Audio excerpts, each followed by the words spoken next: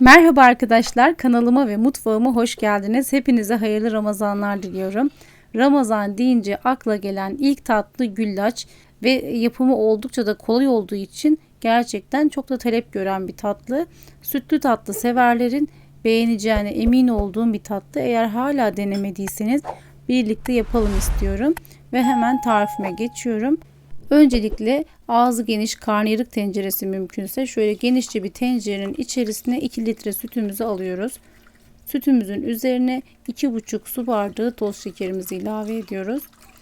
Ve 1 tatlı kaşığı kadar da tereyağı ilave edeceğim. Normalde güllaç tariflerinde kullanmazlar arkadaşlar. Benim eşim aşçı ve hep bu şekilde yapıyor.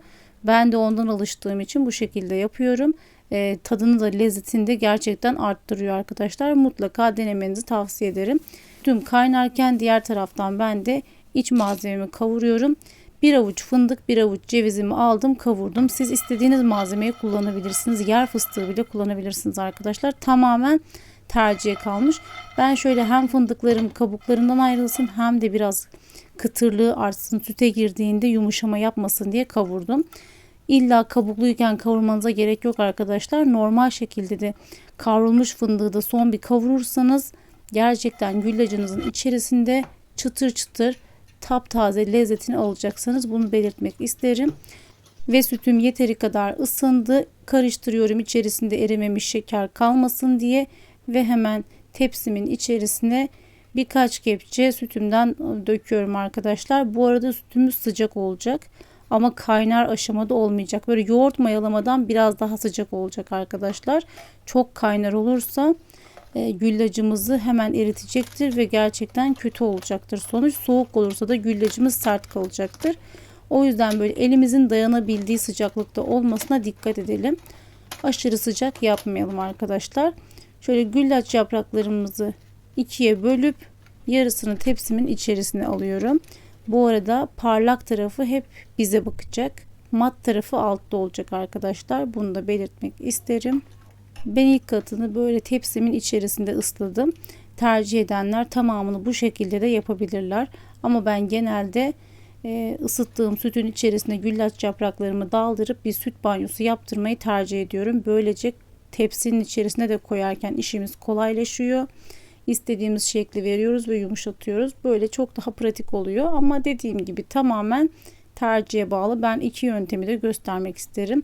Direkt kuru yaprağı tepsiye de koyabilirsiniz veya benim gibi tamamına böyle süt banyosu yaptırıp tepsinizin içerisine de alabilirsiniz.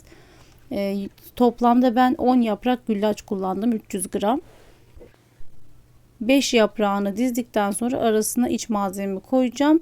Kalan 5 yaprağını da üzerine kapatacağım arkadaşlar. Güllaç yapraklarımın yarısını tepsime dizdikten hemen sonra iç malzememi koyuyorum. Tekrardan belirtmek isterim. Ben fındık ve ceviz karışımını birlikte kullandım. Siz istediğiniz malzemeyi kullanabilirsiniz. Antep fıstığı, yer fıstığı, fındık, ceviz tamamen tercih size kalmış arkadaşlar. Damak tadınıza göre lezzetlendirebilirsiniz. Şöyle ben biraz iri geçtim ki yerken ağzımıza o çıtır çıtır tadı gelsin diye.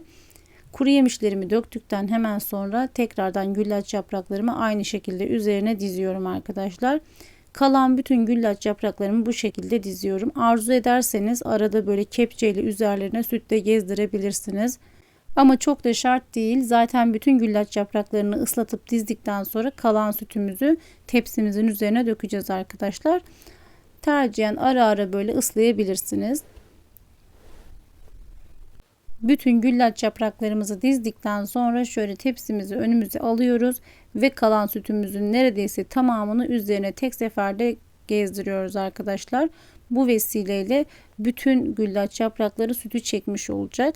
Şöyle ben yaklaşık bir su bardağı kadar sütümü ayırdım. Servisten hemen önce sütümü güllaç yapraklarımın üzerine gezdireceğim arkadaşlar. Onu kenara ayırıyorum ve kalan sütümü tekrardan güllaçlarımın üzerine gezdiriyorum. Hiç endişe etmeyin. Zaten yarım saat içinde tamamını çekiyor. Şaşıracaksınız. Eğer daha önceden hiç yapmadıysanız gerçekten sizin için nasıl bu kadar hızlı çektiği gibi bir şaşırtıcı sonucu elde edeceksiniz. Üzerine streç film kapatıyorum ve buzdolabına alıyorum. Ben güllacımı öğlen yaptım. Akşam servise hazırdı. En az bir 4 saat beklerse kendini bulacaktır arkadaşlar.